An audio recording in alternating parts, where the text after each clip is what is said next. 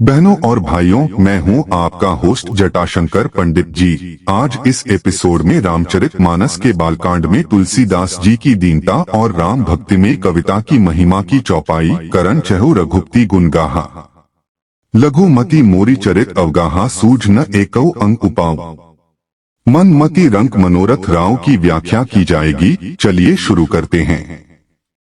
श्री रघुनाथ जी का दिव्य चरित्र। श्री रघुनाथ जी, जिन्हें भगवान राम के रूप में भी जाना जाता है, भारतीय संस्कृति और धर्म में एक अत्यंत महत्वपूर्ण व्यक्तित्व माने जाते हैं। उनका चरित्र न केवल प्रतिष्ठित है, बल्कि यह असीम गुणों से परिपूर्ण भी है। श्री रघुनाथ जी का जीवन सत्य, धर्म और न्याय की अनुभूज है। उनके महान व्यक्तित्व का एक प्रमुख पहलू है उनका बलिदान। वे स्वयं के सुखों का त्याग कर मानवता की भलाई के लिए संघर्ष करते रहे। श्री रघुनाथ जी का धैर्य और संयम भी असाधारण है। जब उन्हें अपनी पत्नी सीता का वनवास सहना पड़ा, तब उन्होंने अपने भीतर के यथार्थ को स्वीकार किया और विपरीत परिस्थितियों में भी अपना मार्ग नहीं छोड़ा। यही गुण उन्हें साधकों और भक्तों के लिए आदर्श बनाते हैं।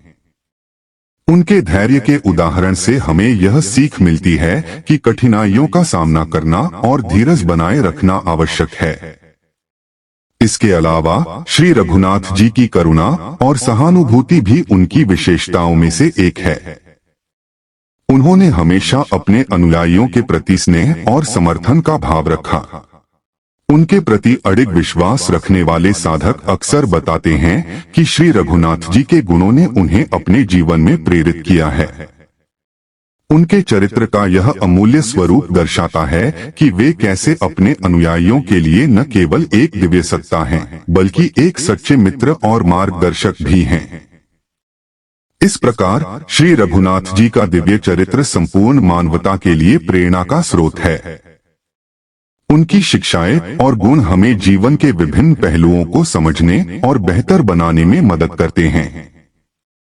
उनके गुणों से प्रेरित होकर हर साधक प्रयास करता है कि वह अपने जीवन में सच्चाई, धर्म और धैर्य को अपनाए। गुणों का अनुभव कैसे किया जाए? भक्तों के लिए श्री रघुनाथ जी के गुणों का अनुभव करने के विभिन्न माध्यम हैं। सबसे प्रमुख तरीका ध्यान है। ध्यान एक साधन है जिसके द्वारा भक्त अपने मन को स्थिर और एकाग्र कर सकते हैं। जब व्यक्ति मन को भक्ति में लगाए और श्री रघुनाथ जी की तस्वीर या स्वरूप का ध्यान करे, तो वह उनकी दिव्यता और भक्ति की गहराई में उतर सकता है। ध्यान के साथ भक्ति का स्वरूप भी महत्वपूर्ण है। भक्त जब श्रद्धा और भक्ति के साथ श्री रघुनाथ जी का नाम लेते हैं, तो उनकी ऊर्जा और गुणों का अनुभव करना सहज हो जाता है। इस प्रकार नियमित भक्ति और ध्यान से भक्त अपनी आत्मा को सशक्त बना सकते हैं। सेवा का माध्यम भी अत्यंत प्रभावी है। भक्त जब श्री रघुनाथ जी की सेवा करते हैं, चाहे वह मंदिर की सेवा हो या समाज में सेवा, तो वे उनके गुणों को अपने जीवन में आत्मसात कर सकते हैं। सेवा के माध्यम से भक्तों में निस्वार्थता और प्रेम का भाव विकसित होता है, जो कि श्री रघुनाथ जी के गुणों का अनुकरण करने में मदद करता है। सेवा भाव से लागू की गई भक्ति और ध्यान से भक्त किसी भी कठिनाई को पार कर सकते हैं और उनके गुणों का अनुभव कर सकते हैं।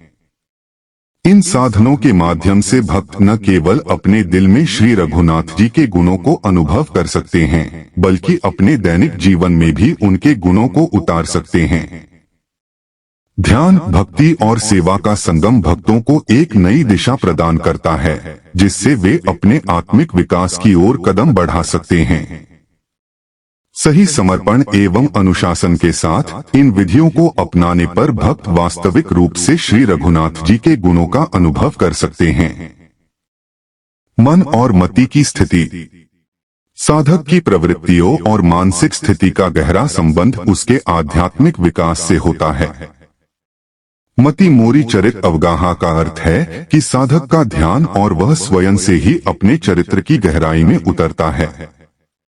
साधक की बुद्धि अपने अनुभवों के द्वारा अपनी सीमाओं का आईना दिखाती है। जब साधक अपने विचारों, भावनाओं और प्रवृत्तियों की जटिलताओं को समझता है, तब ही उसे अपनी मति की स्थिति का वास्तविक एहसास होता है। यह अनुभूति एक महत्वपूर्ण मोड़ होती है जब साधक अपनी सीमाओं के प्रति जागरूक होता है।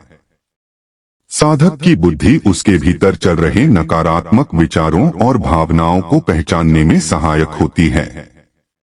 जब मति किसी प्रकार की बाधा या विकृति को स्वीकार करती है, तो यह साधक के लिए एक कठिनाई का रूप धारण कर लेती है।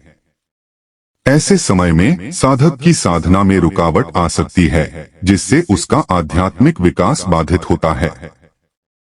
वास्तव में यह उस समय की स्थिति होती है जब साधक को अपने विचारों और कार्यों के अनुकूल परिवर्तन लाने की आवश्यकता होती है।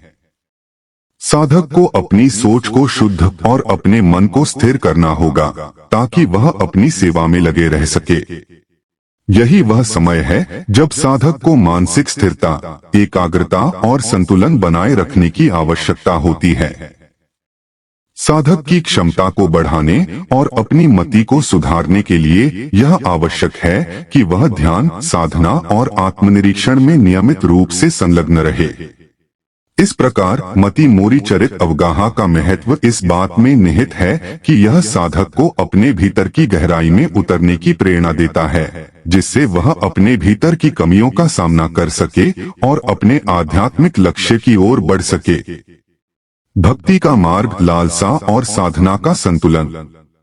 भक्ति के मार्ग में आमतौर पर आत्मिक लालसा और साधना का संतुलन आवश्यक होता है। जब एक साधक अपनी भक्ति की यात्रा आरंभ करता है, तो वह मनोरथ राजा है के संदर्भ में समझता है कि उसके इरादे और इच्छाएं सर्वोच्च होती हैं। इच्छाओं का यह राजा तब साधक को उच्च स्तर की भक्ति की ओर प्रेरित करता है, लेकिन इसे साधना के माध्यम से संतुलित करना जरूरी है। साधना न केवल आत्मिक प्रगति का एक साधन है, बल्कि यह भक्ति की वास्तविकता में ठोसता भी लाता है। इस संदर्भ में साधना का महत्व अभूतपूर्व है। साधना के विभिन्न रूप जैसे कि जप, योग, पूजा और ध्यान साधक की आत्मा को शुद्ध करने में मदद करते हैं। यह प्रक्रिया न केवल आंतरिक शांति और ध्यान को बढ़ाने में सहायक होती है, बल्कि साधक को अपने लालसा के बजाय उच्चतम ज्ञान की ओर ले जाती है। इसके परिणामस्वरूप साधक की मानसिक स्थिति में सकारात्मक परिवर्तन आता है, जिससे वह अपने आध्यात्मिक लक्ष्यों की ओर प्रगति कर पाता है। आत्मिक लालसा साधक को प्रेरित करती है और साधना उसे सही दिशा में ले जाती है। जब साधक लालसा में संतुलन बनाए रखता है, तो वह अपने मन के इच्छाओं को नियंत्रित कर सकता है और एकाग्रता से अपने ईश्वर के प्रति भक्ति को प्रबल करता है। इस संतुलन से साधक को एक अद्वितीय संतोष की अनुभूति होती है, जो उसकी साधना को और भी सार्थक बनाता है। इस प्रकार भक्ति का मार्ग आत्मिक लालसा और साधना के सही संतुलन पर निर्भर करता है, जो साधक को उच्चता और आध्यात्मिकता की ओर अग्रसर करता है। आज का एपिसोड यहीं समाप्त करते हैं। अगले एपिसोड में अगली व्याख्या के साथ उपस्थित होंगे। यदि यह व्याख्या आपके हृदय को कहीं स्पर्श कर जाए, तो आभार रूप में आप इसे शेयर और लाइक करना बिल्कुल भी न भूलें। इस भगवत कार्य को जन जन तक पहुंचाने में हमारा सहयोग करें। धन्यवाद। इसी आशा के साथ आपसे विदा लेता हूं। जय जय सीताराम।